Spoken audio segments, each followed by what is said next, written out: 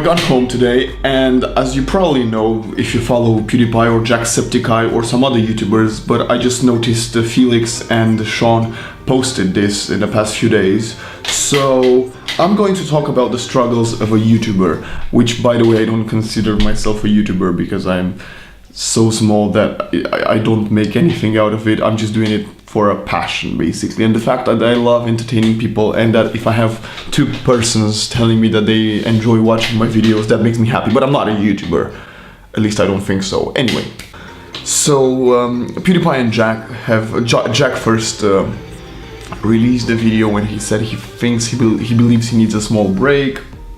That was like a week and a half ago. Then he restarted posting videos, and he posted a video in which he talked about the struggles that he found on YouTube. And I think as a reaction to that, because Felix and Sean are really good friends, PewDiePie posted a video related to that topic last night, and the consensus is pretty much there. But I respect very much PewDiePie because he said this. And this isn't even acknowledging the people that don't make it. The people that put their heart and soul into making YouTube videos, grinding harder than anyone just to get the feeling and taste of what that's like, you know? So if it's bad for a lot of big YouTubers, just imagine what it's like for the small YouTubers that don't make it. And yes, Felix, I just want you to tell you, it's hard working hard and not getting a lot of people to watch your videos. But as I said, those who do watch it make me happy. So the main concern is how YouTubers, first of all, make it, and everyone believes, oh, you're a YouTuber, you should be so happy about it. If you're a millionaire not doing anything, which by the way, trust me, it's a big lie. You don't understand how much YouTubers work, and because PewDiePie and Jacksepticeye are the examples I'm going to give them as examples. So just think of these two people. They've been posting videos for 8 years, I think Felix, and 5 years, Sean, respectively. That daily. Okay, I think Felix had a few breaks or holidays, and Sean had a few other events, and he took some breaks, but he didn't do it as, okay, I'm having some fun. He just went to do more work, to create more content, to put out there for people. And the worst part maybe out of this is because they need to put videos daily, even if they do go on a holiday, let's go by the sea as an example, whatever, they do live by the sea, but you know what I mean. They are preparing videos, or they either take the setup with them and they work even when they're in holiday, only because that's what the machine, as they mention it, wants. The YouTube algorithm, the YouTube AI, YouTube overall, that's how YouTube works. It promotes quantity over quality, and that's why Sean has been posting 2 videos. If I'm not mistaken, PewDiePie started posting 3 videos a day back in, I don't know when he started. Then he had a period where he was posting 2 videos a day, and then I think just daily, and I think now he only posts, I might be wrong, I think he posts 6 times a week. But sometimes, I think it's still 7 times, I'm not sure. But just, Jacksepticeye is posting twice a day, and he's been posting twice a day. And one of the things that he mentioned is that, a thing that I didn't know, not only that he posts twice a day, he posts twice a day at the same hour. And that is an insane amount of workload that you have. And people just expect you to feel more entitled, I guess, because that's the image they make of entertainers in general, not just YouTubers. And people like Jacksepticeye and PewDiePie are not. But then we've seen a lot of people different to them, and I don't want to judge people because I don't know any big or YouTuber in general. But let's take FussyTube as an example. Staying relevant, which is one of the things I talked about in my previous videos, I think it's even harder than making it, or maybe not. But as PewDiePie puts it very well in his video last night, okay, I'm putting the same amount of work, I'm still creating the same content, why don't people watch my videos? And then you start questioning yourself, and then the quality you make starts being even worse, I mean, in a way, and then even the few people that still watch you will drop out because your content is not what it used to be. It's like a very vicious cycle. The way it works, as I said, again, Felix describes it, so you can go and watch his video. I'm probably repeating a lot of his points right now, because, yeah, he said them. When someone finds your channel, and if you have a good channel, not like mine, hello darkness, my old friend, let's say, I'll give another example. I think, so I'm just discovered a few new animation channels, and I've spent hours and maybe days watching a lot of their videos. That's how it works. When you find a cool channel that you love, like, enjoy watching, you just watch it, and then this overload of information kind of gets you bored of it, and give it 2 months, 6 months, 2 years, it can be whatever. You get bored of it and you don't watch the same content anymore, and then we end up in the cycle that I just mentioned. So that's why it's such a vicious cycle. Another thing that people always point fingers at on YouTube is, you've got, I don't know, 1,500 subscribers, why do you get 100 views per video?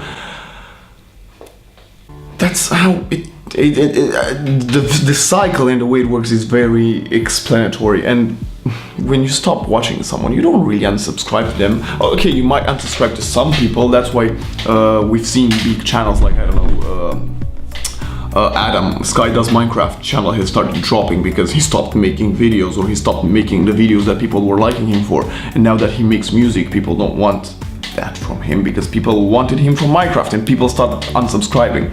But he went through a break as well, and he's not the only example. Ray William Johnson, who was the biggest YouTuber like for 2 years or 2 years and a half, is now in the same situation.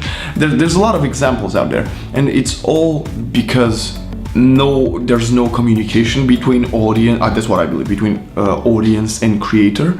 And one of the things this is about Twitch, that people say about to Twitch audience is, oh, if you love your Twitch streamer, you should follow him no matter what game he plays, which I completely agree with. But let's be honest, that's not the reality. If Ninja tonight won't play Fortnite and he will play, I don't know, League of Legends, okay, he would have a few more people tune in for the beginning because people would be intrigued, but no, people will leave probably, or not, and not everyone, but a big part of the audience that watches Ninja would drop out because he doesn't play Fortnite, and they're there for Fortnite. That's the same way with YouTube. If you don't offer the audience what they want, they will get bored. If you offer, they will leave because it's not what they want. And if you offer them what they want, they will leave because they're bored of getting the same stuff. It's a hard thing for a creator in general. That's the same with art, and it's not just YouTube. Another example, which is a bigger platform in a way than YouTube, is the movie industry. Just think of The Rock. The Rock's latest movie, which I think was the Skyfall, something like that, bombed at box office, and there's a lot of articles and people questioning why. Because in a way, even though I love The Rock, most of his movies are pretty much the same. I mean, he's kind of a type character. He only plays, the big guy fighting in explosions to save some insert here. It could be the world, it could be a building, it could be his family, it could be, I don't know, his friendship, his love, his wife. And people have probably started getting bored of watching the same thing and paying the same time to say the same thing. It's the same example. He's probably the best example because he put in so much work, and now his latest movie was a complete flop. So maybe having a better I don't know how the answer for, I don't have the solution, and I don't think anyone does. If they do, well, probably PewDiePie does, because his channel was evolving in a way. So yeah, he changed it, but the audience stayed with him, which is a thing that doesn't happen with a lot of channels, as I mentioned, with Sky Does Minecraft or anything else, pretty much. So I don't have the solution, but if you, the audience, have a solution, just give me any ideas, because that would be more than cool. I think that's the secret of the world in general. Communication is key for success, no matter the environment we're talking about. I probably shouldn't be talking about this topic because I don't know anything about it, considering the people I'm mentioning are a lot more in the position to understand the situation better than me. But I'm just fascinated about it because, as I said, as a small creator in general, not just as a YouTube creator or as an actor, as everything that I do in life, I consider myself a wannabe entertainer or content creator. So as that, I am intrigued, and I've always been intrigued about this fluctuation of interest into people and trends as well. This is a conversation that could go on for another 15 minutes, but I don't want to drag this video too long. I think it's already more than 10-12 minutes. So yeah. If you stick to the end, thank you for watching. You're one of those two people that do. The other probably is my mom. Hi mom. Thanks for watching today's video, guys. Don't forget to tune in tomorrow. I post every day.